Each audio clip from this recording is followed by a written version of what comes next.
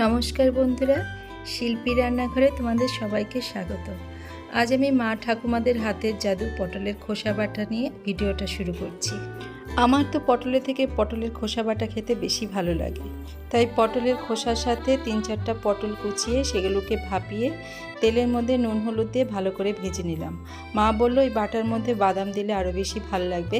ঘরে বাদাম ছিল না, তাই চানাচুরের থেকে বাদাম বেছে সেগুলোকে তেলে ভেজে একসাথে করে ভেজে নামিয়ে নিলাম।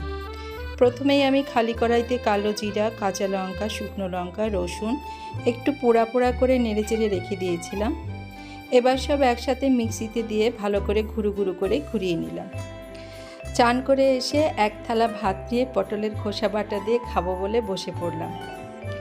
তোমরা দেরি করছো কেন? ঘরে যখন পটল রান্না হবে, আলু রান্না হবে, সেগুলোর খোসাগুলোকে ফেলে না দিয়ে এগুলোকে নতুন জীবন দিতে চাও, তাহলে আমার মতো করে এইভাবে পটলের খোসা বাটা করে এক থালা ভাত নিয়ে বসে যাবে।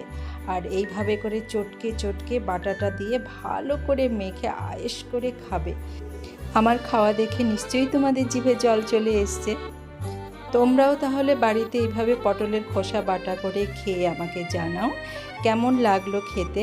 আর আমি যে বাটাটা করে ভাত দিয়ে খাচ্ছি, তোমাদের সেটা কেমন লাগলো আমাকে অবশ্যই কমেন্টসে জানাও।